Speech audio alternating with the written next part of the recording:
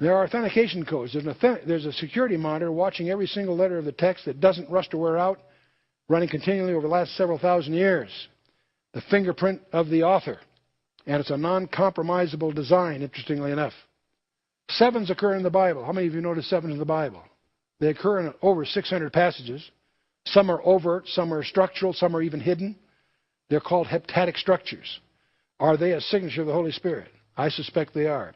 Let me give you a challenge. Imagine you were given this assignment in school. I want you to develop a genealogy from fiction, just from your imagination. But I want the number of words that you're going to turn in on your paper to be divisible by 7 evenly. In other words, if I count the number of words divided by 7, there's no remainder. How many of you could do that? You could probably fudge and make that work out, couldn't you? But I want the number of letters also to be divisible by 7 exactly. Uh-oh, that gets a little more challenging. See, the first rule, you've got 6 chances of losing, 1 of winning, but you can fudge around that one. The second rule, you've got 7 squared. You've got 1 chance of winning and 49 minus 1, 48, of losing. You follow me? So every time I add a rule, it increases your chances of missing. The number of vowels, the number of consonants divisible by 7. I can go on here. Number of words that begin with a vowel, number of words that begin with a consonant, the number of words that occur more than once, occur more than one form, only one form.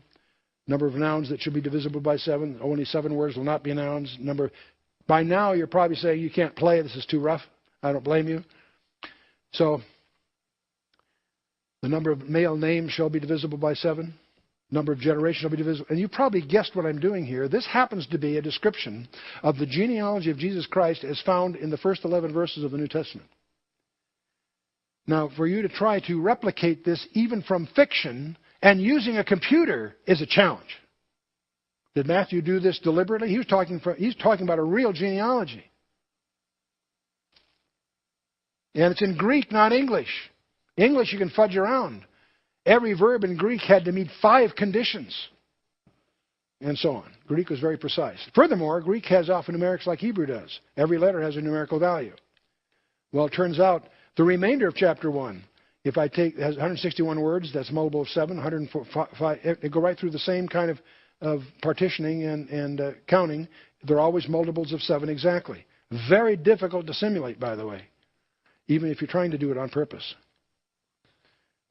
The childhood of Christ, chapter 2, again, we have the same kind of 7-fold heptadic structure. Again, I won't take you the long form through all this, except the more you get into it, the more astonishing it is. Now, see, for a rule of only 2, that's 7 times 7, you got 1 chance in 49 of getting it right. For 3 rules, 1 chance in 343 of getting it right. For 4 rules, it's 1 chance in 2,400. Well, I've given you 9 rules. That's less than 1 chance in 40 million of getting it by accident, just happening to getting it right.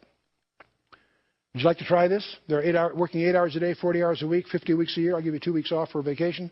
That's 2,000 man-hours a year, or 120,000 minutes per year. You have 7 to 9th chances. You got to have 40 million attempts on a random basis, at an average of 10 minutes per attempt. That you could get this knocked off in about 3,362 years. Not likely that you could do it manually, okay? But it gets worse. And there's more to it than all of this. We're sharing with you the discoveries of Dr. Ivan Penin, who graduated from Harvard in 1882, discovered Christ, has a PhD from Harvard. That's a real miracle. He discovered the heptadic structures underlying the biblical text in 1890. He's committed the rest of the 50 years of his life, generating 43,000 pages of discoveries. He went to the Lord in 1942. Comprehensive design. The New Testament consists of 27 books. And you go through the vocabularies, the geometrical value, the value of the longest, the shortest words. It's all multiples of 7 exactly. Astonishing. Here's a fascinating one. There's a vocabulary that's absolutely unique to the Gospel of Matthew. They're words that only Matthew uses. There are 42 of these. It's a multiple of 7. They have 126 letters. It's a multiple of 7. How could Matthew have organized this if he tried to do it deliberately? Only one of 2 ways. He'd get the other authors of the New Testament to agree not to use those words. I don't think that happened. Or you could argue from this phenomenon that his gospel must have been written last, because then he could look at all the others and make sure that these 42 were that this geometry be preserved. So all they have in common is that they're unique to Matthew. So I could use this argument to prove that Matthew wrote his gospel last. Except I can use the same argument for the Gospel of Mark, because its vocabulary is a multiple of 7 exactly, the words that are unique to Mark. The words that are unique to Luke are a multiple of 7 exactly. The Gospel of John, each one of these wrote theirs last. Obviously not true.